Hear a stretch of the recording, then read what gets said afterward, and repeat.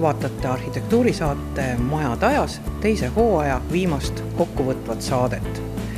Räägime teile täna sellest, mida hooajal tegime, mida teie nägite. Kui ei näinud, siis suvehooajal on plaanis kordused meie saatest, et igaüks võib kavast leida selle, mis talle meelepärane on. Või ehk on mõni saade vaatamata jäänud vahepeal. Aga oleme Noblessneri sadamas ja siin oli ka üks meie saadetest ja siis lubati välja, et EKA tudengid oma lõputööd eksponeerivad siin. Siin me siis nüüd oleme ja kui rääkida hooajast, siis esimesed 2 saadet olid ka koolile pühendatud. Esimene oli Õllepruuli tänaval, kus kunagi oli arhitektuuri osakond ja teine saade oli esimese Eesti Vabariigi aegsetest imeilusatest koolimajadest. Kui vähegi võimalik, siis tõepoolest tasub alati piiruda ka tagahoovidesse, et tagahoovidest võib leida mälestusi kadunud linnaruumist. Üks väga põnev tagahoov on siin Kosmosekino vastas Pärnu maantee uute kortermajade taga, kus siis kulgeb 4 aasta eest taastatud ajalooline Õllepruuli tänav. Mis on saanud nime siin omal ajal asunud Õllepruuli töökoja järgi. Ja selles samas Laidoneri villas siis ma veetsingi kogu oma arhitektuuriõpingute aja 6 aastat. Aga natuke hiljem tuli üks teine võrumees siia. Paulo. Mina jõudsin 63. Ja siis astumiseksamid olid minu mäletamise järgi suures majas. Aga eriala või see oli siin majas ja sellega mul on niisugune uhke mälestus oli, et mul ei olnud joonlauda pikka. Ja siis Ansul käest laenasin joonlaua intris. Tulin sellega siia, aga see oli kooli oma. Ja kui eksam oli tehtud, ma tahtsin joonlauda tagasi viia, aga jäin majahoidele vahele. See haaras joonlauast kinni, kukkus õudselt sõimama ja tassis mu kateedrisse. Pole sisse saanud, aga juba varastab. Ja siis Tarvas, Peeter Tarvas oli siin ja rääkis siis oma loo ära ja siis lubati mul ikka joonlaud intrisse viia. See oli siis astumise niisugune ilus mälestus. Kui minu mälu ei peta, siis eelmise hooaja ühte esimestest saadetest me tegime Herbert Johansonist, kes oli pikka aega Tallinna linnaarhitekt ja siis üks Riigikogu hoone autoritest koos Eugen Habermanniga, kes olid sellised Tallinna linnas esimese vabariigi aegsel ühed kõige olulisemad tegijad. Ja nüüd siis koos sinuga ju mõtlesime, et tore oleks kooli alguse puhul pühendada koolimajadele ja kui me kevadel lõpetasime Raine Karbiga ja siis rääkisime Nõukogude aja arhitektuurist, et siis natukene vanemat asja siia. Ja kuna Johanson oli linnateenistuses seal 24. aastast erinevatel ametipositsioonidel, aga põhimõtteliselt oli tegemist siis Tallinna peaarhitektiga. Et siis on nii linnakoole teinud, kui siis nii sinu koolimaja kui minu koolimaja siin Vestolmi puhul on tegemist tegelikult erakoolidega. Et tegi ta ka neid. Ja Johansonist võib-olla siis ka meeldetuletuseks paari sõnaga siin alguses, et tegemist oli siis esimese põlvkonna Eesti professionaalset arhitektiga, nagu tavaks või väga paljudel juhtudel oli siis ta lõpetanud Tallinnas reaalkooli või siis toonase Peetri reaalkooli ja saanud hariduse Riias Tehnikaülikoolis. Ja siis alguses seal Läti, Riia ja Liepaja kandis, kus ta seal erinevate arhitektide büroodes töötas, aga siis seoses selle Riigikogu hoonega siis pärast ikkagi siin, enamuses Tallinnas asju ja siis ka juba 40. aastatel, siis 44, nagu paljud Eesti arhitektid jällegi emigreerus Rootsi, Göteborgis, elas seal ja 64 veel käis enne surma, siis ta oli juba pikalt pensionil olnud, kuigi ta seal Rootsis natuke töötas, käis kodumaal, sest tal poeg Lorenz Aljak, kes samuti arhitekt siia ja veetavalt oli ka siis mõtteid tagasi tulla kodumaale, aga siis dokumentide vormistamise ajal ta siis seal Rootsis lahkus. Eelmise aasta oktoobris käisime Kuremäel, kus Pühtitsa kloostrisse ehitatakse uut Psalteri kirikut. Ja sellest kõigest rääkis meile arhitekt Larissa Usnitškova. Tutvusin siis Pühtitsa kloostriga ja juba natuke hiljem tegin mõned uuringud Peterburis just kloostri jaoks ja juba hiljem, kui sattusin ja hakkasin tegelema Tallinna Vene Muuseumiga ja nagu direktor ja kuraator tegin mõned näitused seotud kirikutega ja Eestis õigeusu teemaga, see oli Kaasani kirikust ja teised, siis natuke rohkem juba suhtlesin just Jõglumin ja Filaretaga. Muidugi see oli nagu arhitekti jaoks, minu jaoks oli hästi suur kingitus, et olen kindel, et see on suur vastutus ja alustasin seda tööd. Tundub ju, et siin on kõik hooned olemas, siin on mitu kirikut. Milleks veel ühte kirikut on kloostrile vaja? Kindlasti ühest poolt tundub, et kloostrist kõik on korras, kõik on ehitatud, aga see Psalteri kirik, mis peaks olema kloostris eraldi, täna on teisel korrusel ühes majas siin ja see ei ole kanoonide järgi õigesti. Ja just sellepärast Jõglumin ja Filareta tahtis alustada selle uue kiriku ja seegi hoone eraldi ehitamist. See oli nagu lõpetamata töö, mis oli vaja kindlasti teha. Klooster sai juba 125 aastat vana ja see töö ikka oli veel ees ja me pidime tegema seda kindlasti just praegu. Novembri alguses käisime koos seeniorarhitektidega Tartus ja vaatasime vast valminud Eesti Rahva Muuseumi. Meil on juba enne avamist käinud väga palju arhitekte. Ma usun, et Eesti arhitektide enamus on siin ära käinud ja just nimelt vaatamas arhitektuuri, siis kui ta oli veel vaba sellest sisustuskoormusest. On käinud ka välismaiseid arhitektide gruppe, keda tänu meie maja projekteerijatele või joonistajatele, arhitektidele välismaalt on nad ise organiseerinud, nii et on neid olnud siin nii Prantsusmaalt kui Jaapanist kui mujalt. Nii et üldiselt ma usun, et teadmine sellest majast kui teatud mõttes ikkagi rahvusvahelisest projektist on ka rahvusvaheliselt hästi levinud praeguseks, sealhulgas juba arhitektuuri eriala ajakirjandusse. Aga kahtlemata on ka neid inimesi väljaspool erialaringkondi, et kellele läheb korda just nimelt selle hoone enda imposantsus ja see lugu, mis siia juurde käib.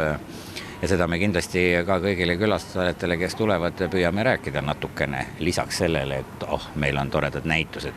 Eesti mõistes on ikkagi kogu see maja oma siselahenduse ja ülesannete jaotuse poolest ikkagi erakordne maja, et ta ei ole tavaline muuseumihoone selles mõttes, et siin on hoidlad, näitusesaalid ja tööruumid, vaid ta on ikkagi mitmefunktsiooniline kultuurimaja, kus peab olema oma kodu või oma pesa kõikvõimalikul kõrgkultuurilisel tegevusel ka, kunstidel, teatril, filmil, muusikal ja nii edasi. Puidust rääkisime nii mõneski meie saates, ühes päris pikalt ja siis oma puiduarmastusest jutustas meile arhitekt Raul Vaiksoo.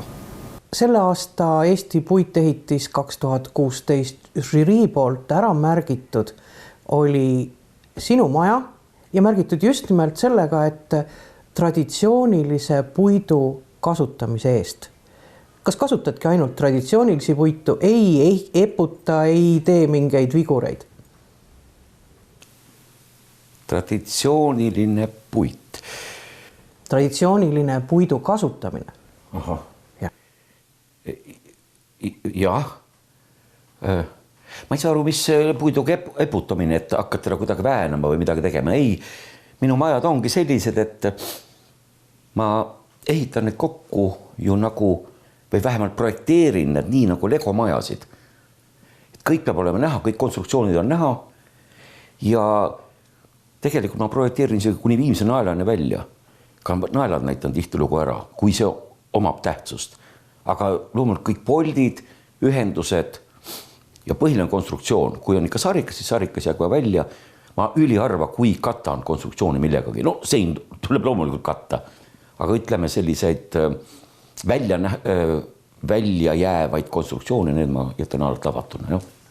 Selle suhtes, kui seda nüüd nimetada traditsiooniliseks, aga võib-olla tõesti, sellepärast vanadel talumajadel oli ju palk näha, sarikad olid näha, väga õige. Nii et žürii tegi oma töö hästi? Sa mõtled suuga? Kahtlematult, kui ta niiviisi mulle ütles, siis on kõik õige. Jah, ma olen traditsionalist, see on õige. Et innovaatilisust minu juures nüüd öelda, paljudest ei tea, mis see sõna üldse tähendab. Innovaatilisus tähendab ju vana lammutamist ja täiesti mingi uue asja tegemist. No mina vastupidi, mina olen oma projekteerimise juurtega just nimelt selles vanas traditsionaalses Eesti arhitektuuris sees. Ühe saate pühendasime Nukuteatrile, kus valmis uus, ühendav ja väga mõnus juurdeehitus. See situatsioon olemasoleva 2 hoone, teatri ja muuseumi vahel oli tõesti nagu plommi panek hambaritta. Ega ta ei olnud lihtne ülesanne. Ajalooliselt on see Nunne tänava front olnud üks terviklik linnapilt. Siis on järsku olnud siin niisugune tühimik. Ma usun ka, et linnarahvas on nii-öelda mentaalselt harjunud, et mingisugune katkestus on linnaruumis ja nüüd seda uuesti omakorda täitma hakata, see on päris vastutusrikas ülesanne. Nii et see lähtepositsioon 2 hoone vahele uus teater paigutada, see ei ole üldse lihtne. Ja see uus plomm sisuliselt tema kõige suurem ülesanne oli siduda lahus olevad majad, teatrimaja ja muuseumimaja üheks kompleksiks ja et nende vahelt saab ka nii-öelda soojast ruumist läbi ja nendesse nii-öelda minna, et see uus plomm on nii-öelda kõige olulisem ühendav lüli, ja sellest tekkis ka nii-öelda kogu kompleksile nii-öelda nägu, uus nägu ja seda tehes meil oligi ainult võimalus teha nii-öelda üks fassaad, mis vaatas tänava poole, et kõik ülejäänud 3 maja külge olid sisuliselt olemasolevate vanade majade seinad, mis nüüd jäävad, siis on jäänud siseruumi seinteks. See on tegelikult arhitektuurselt väga põnev, et kui meil on alguses olnud olemasolevate hoonete fassaadid, mis on olnud nii-öelda külma ruumi avatud, siis järsku nad jäävad selle olemasoleva uue katuse alla ja muutuvad justkui siseruumiks. Ja ma arvan, et see on üks huvitav tahk selles teatrihoones, et sa kogu aeg liigud vanamaja interjöörist justkui vanamaja eksterjööri, mis nüüd on uue maja interjöör ja kogu aeg see keskkond vahetub. Ja see põimimine kogu aeg läbi uue, läbi vana, läbi sise- ja välisruumi on hästi põnev. Kunsti oli täis meie jaanuarikuine saade Kunstihoonest. No, kui siit sissepääsu juurest tulla, siis on maja küljes ju silt. Et seal on esimesena on nimetatud arhitekt Edgar Johan Kuusik ja teisena arhitekt Anton Soans, kes on siis selle maja autorid. Kuigi kui päris ilmselt peaks olema Soansi nimi esikohal. Aga kui nüüd päris algusest hakata pihta, et siis see maja on väga seotud olnud sellise institutsiooniga nagu Kultuurkapital ja selle loomine. Et 1925 võeti vastu Kultuurkapitali seadus ja siis seal oli alguses 6 erinevat sihtkapitali ja siis selle maja puhul oli oluliseks siis kujutava kunsti sihtkapitali valitsuse osalus. Ja Eestis ju või Tallinnas ei olnud, eks ole, ju korralikku näitusehoonet. Et enne korraldati näitusi erinevates ruumides siin Vanalinnas ja ühtlasi näiteks paljud olid siin Harjumäel kõrval kontserdisaalis või paviljonis. Need olid sellised puidust mädanevad struktuurid põhimõtteliselt, et ikkagi seal 20. teises pooles siis hakati vaatama, et ikkagi midagi statsionaarsemat ja korralikumat saada. Et seal oli eeskuju olnud vaja kaugelt otsida, et 28 sai valmis Helsingis Taidehalli, mis on selline, kui on kunstimuuseum Adeneum, et siis see Taidehalli just ka niimoodi klassikalise kunstihoone funktsiooni täidab, et ikkagi niisugused moodsamaid asju näitab. Ja eks sellest teil kademeel ka muidugi. Ja alguses 27 üritati sinna samasse Harjumäele siis kõigepealt nagu teatud lammutuste ja ümberehitustega saada uut hoonet, mis oleks ka olnud puidust. Selleks korraldati konkurss, mille võitis ära baltisaksa arhitekt Erich Jacobi, aga sellest ei saanud mitte midagi. Siis, kui me oleme siin Vabaduse väljakul, järgmine aasta 28 prooviti siia samasse tänavafronti, kus tol hetkel ei olnud veel suurt midagi, ainult siin kõrval siis konservatooriumi hoone või see tänane Georg Otsa muusikakool, et saada kultuurkapitali enda hoonet, kus siis oleks ka sellised näitusefunktsioonid sees, aga siis läks veel paar aastat edasi, teatavasti 29 oli ju majanduskriis, seal kümnendivahetusele ei ehitatud mitte midagi. Ja siis jõudis asi nii kaugele, et 32 hakati siis tõsisemalt mõtlema, et nüüd oleks vaja ikkagi kunstihoonet. Arhitektide, toonase siis arhitektide ühingu nõudmisel korraldati ka konkurss, et kõik oleks ikkagi vinks-vonks. Ja kuigi arhitekt Kuusik oli teinud juba eelprojekti, mis siis sai selle konkursi ruumiprogrammi aluseks ja suures osas siis säilis ka selles ehitatud majas. Aga Kuusik, kes oli mitte ainult kõva Eesti arhitekt, aga selline suur isiksus ja kirjamees, näiteks Kuusiku mälestused on väga oluline allikas olnud arhitektuuri ajaloolast hiljem, sest et Eesti arhitektid ei ole üldiselt väga sellised kirjutajad. Et siis võib-olla ta solvus natuke, et temalt otse seda ei tellitud, tuli ikkagi konkurss teha ja siis tema seal ei osalenud. Aga võttis ära Soans, kellega ta ikkagi oli ka seal juba seal eelprojekti staadiumis kuidagi koostööd teinud, et seal ühel projektil on nende mõlema allkiri. Ja siis sealt asi hakkas nagu edasi, et aga tegelikult ütleme, kui vaadata 30ndate materjale, et siis seal pigem figureerib just Soansi nimi. Kuusik oma mälestustes mainib ka seda väga napilt, ütleb, et Soans oli hiljem nii noobel, et kutsus ta juurde projekteerima ja et pigem see on ikkagi Soansi maja, et kui me vaatame Kuusiku teisi projekte, et tema oli ikka selline klassitsist ja talle meeldis ikka selline tilulilu, et see on ikka selline moodsam maja, mis Soansi mõnede asjadega rohkem istub võib-olla. Ja hiljem nad näiteks tegid ju koos Võru pangamaja seal 38-39, mis on hoopis jälle teisest ooperist, et see on pigem just selline kuusikuliku projekt, aga see kunstihoone vastu on ikka Soans rohkem. Märtsi lõpus vaatasime, mida uuemat ehitatakse Rotermanni kvartalisse ja kas sinna veel midagi mahub üldse. Ja järgmine saade oli Noblessnerist ehk sellest kohast, kus me praegu oleme. Laudsepa töökoja projekt algas 2006. aastal ja hoone sai valmis 2009, et nüüd juba siis 8 aastat tagasi. Kuna hoone oli selles mõttes keeruline, et erinevalt teistest kvartali ajaloolistest hoonetest, kus on valdavalt kaitse all ainult välisseinad, fassaadid, siis siin oli kaitse all kogu hoone. Ja hoones sees esimesel kogusel on siis togedad tellisvõlvid, mille lammutamist suures mahus ei tohtinud teha ja siis me kavandasime siia peale 3 väiksemõõdulist torni, mis sekkub nii-öelda olemasolevasse hoonesse siis ainult trepikodade ja liftishahtide näol. Ja kuna see hoone on pilgupüüdjaks Narva maanteelt, siis oli eesmärk tekitada hoone maht, mis kutsuks inimesi, et nii-öelda selline eripärane asi tekitab tähelepanu ja kutsub kvartalisse sisse. Päris kindlasti on see üks hoone, mida teatakse väljanägemise järgi, et kui lihtsalt tulid just nimelt sellised kolmiktornid. Eks me nuputasime siin tükk aega ja saime inspiratsiooni siis 20. sajandi tööstusarhitektuurist.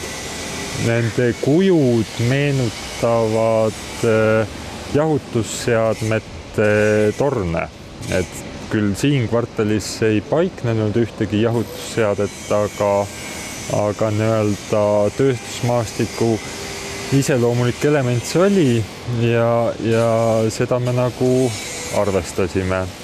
Ja selleks, et tagada naabritele nii vaated siis vanalinna poole kui ka teistelt naabritelt siia keskse väljaku poole, kavandasime siis need tornid üksikutena, et mitte kogu seda fronti täis panna.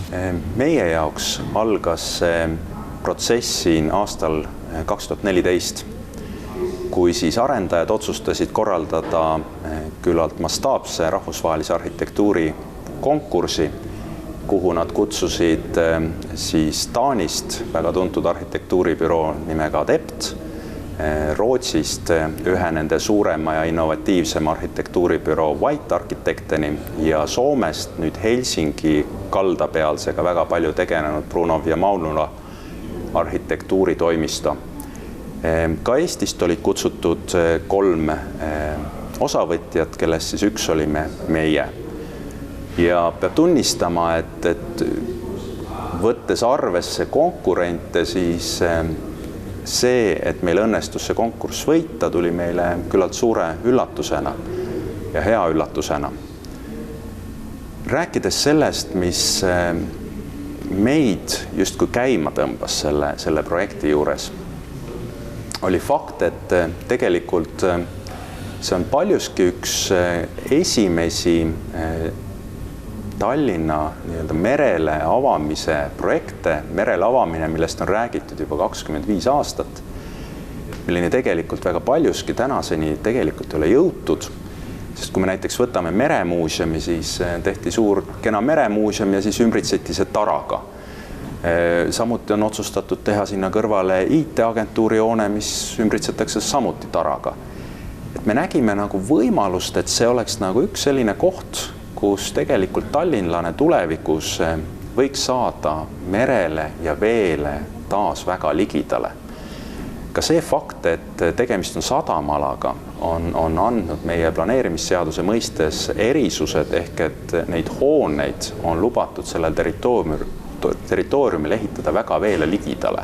Kui tavaliselt Eesti randadel kehtib endiselt piiritsoon, siis saartel 200 meetrit rannast ja mujal mandri osas 100 meetrit ja linnades äärmisel juhul 50 meetrit, siis siin tegelikult me võime näha, et meie hooned tulevad 5, 6, 7 meetri kaugusele veepiirist, mis on tegelikult eestlasele omane elamisviis. Eelmine saade oli ajendatuna arhitektuurimuuseumis avatud näitusest Kopli sonaat ja arhitektuuriajaloolane Oliver Orro tutvustas Kopli poolsaare otsa, nii liine kui professorite küla ja tõtt-öelda soovitan kõigil nüüd suvel käia ja vaadata see koht üle, sest asi on seda väärt. Tehase peahoones, kus siis nõukogude ajal oli ka veel Tehnikaülikool, algul see oli Tehnikaülikooli peahoone, hiljem kui peahoone kolis Mustamäele uude kompleksi, siis sai sellest siis Tehnikaülikooli majandusteaduskonna hoone, toonane siis Tallinna Polütehnilise Instituudi majandusteaduskond, hiljem Tehnikaülikooli majandusteaduskond. Ja siis seal nüüd on Mereakadeemia, mis siis väga hästi jätkab seda kõrghariduse andmise traditsiooni siin Koplis ja väga hästi seob ka selle ala siis merendusega, mis on siin ju niisugune põline traditsioon. Nüüd nendes majades, kus on siis olnud kunagi juhtkonna korterid ja kus hiljem olid siis need Tehnikaülikooli professorite korterid. Seal said 90ndatel aastatel inimesed oma korterid erastada ja praegu selles piirkonnas tegutseb ka aktiivne professorite külaselts ja inimesed on asunud oma elukeskkonda korrastama. Ja see protsess on olnud võib-olla ka natuke aeglane, sest paljudes majades on seal siiamaani säilinud üsna suured korterid ja See tähendab seda, et majas võib-olla ongi näiteks 3 või 4 või 5 korterit ainult ja ega siis 4 perega sellise suure maja korda tegemine ei ole nii väga kerge. Inimestel ei ole lihtsalt alati selliseid finantsvõimalusi. Nii et inimesed on vahetanud katuseid ja torusid ja juhtmeid ja võib-olla fassaadideni ei ole veel jõudnud. Aga üldiselt on näha, kuidas siin ka elu areneb ja inimesed hoolivad oma elukeskkonnast. Ja iseenesest see selline aedlinlik linnaosa siin on väga tore. Mis küll on see, et algselt kõige esinduslikumate majade krundid, nagu näiteks direktori elamu, mis praegu on ka ju kortermajana kasutusel ja siis ka asedirektorite maja ja teised siis juhtivate inseneride majad. Nende krundid ulatusid mereni. Praegu on need merest ära lõigatud. Nõukogude ajal rajati sinna siis selline sõjaväestatud ala, seal oli üks piirivalve väeosa, piirivalve sadam ja siis tegelikult siia siis juurde ehitati veel ka üks selline stalinistlik piirivalve ohvitseride maja, mis ei kuulu mitte tehase asula algkavatisse, vaid on hiljem lisandunud. Ja siis see piirivalve sadam seal ka praegu jätkab, muidugi nüüd tegutseb seal Eesti Vabariigi Politsei- ja Piirivalveamet ja neil on seda ka edaspidi vaja. Nii et need krundid enam mereni ei ulatu ja seda algset situatsiooni ei ole ilmselt mitte kunagi võimalik taastada. Nüüd teisel pool siis, kus on ajalooliselt olnud tööliste elamusala Kopli liinidel, mida liinideks hakati kutsuma alles 1950. aastatel, siis liinidel ei lubatud inimestel kortereid erastada. Seal elas igasugust segast seltskonda, majad olid ka väga nukras seisus, tehnilises mõttes tihti ja arvati, et seda Koplis kujunenud sotsiaalset probleemi ei õnnestugi lahendada, kui kõik need inimesed seal saavad korterid erastada ja neil puuduvad ka võimalused nende majade korda tegemiseks. Ja arvati, et on kõige otstarbekam viia need inimesed sealt ära ja siis leida sinna erainvestor. See protsess venis ja venis.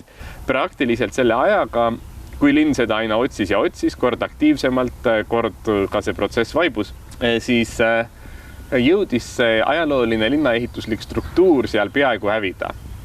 Ja eks neist siis suurtest tulekahjudest Kopli liinidel, kus siis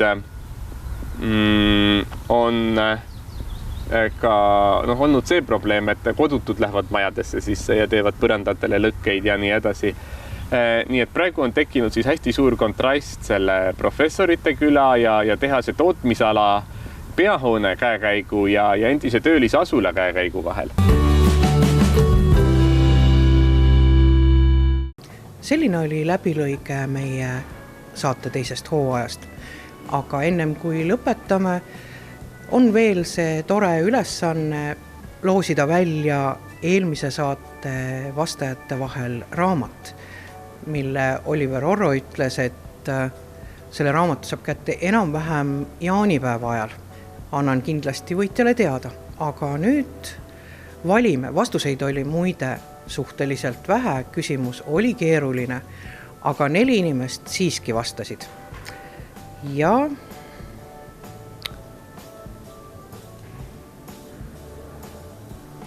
valin selle. Ja raamatu võitis Erki Koht. Palju õnne ja võtan teiega kindlasti ühendust. Ja selle kõigega on nüüd meie teine hooaeg läbi. Soovitan kõigil suvel käia võib-olla mõnes kohas, näiteks Kuremäel, Tartus ERMis. Neid kohti on Eestimaal palju, kuhu minna, mida vaadata ja kui teil tuleb mõni geniaalselt hea idee, millest järgmisel hooajal saadet teha, siis andke teada seda endiselt meiliaadressil majadajas@tallinnatv.eu. Soovin teile ilusat suve ja loodame, et ta tuleb ka soe ja päikeseline.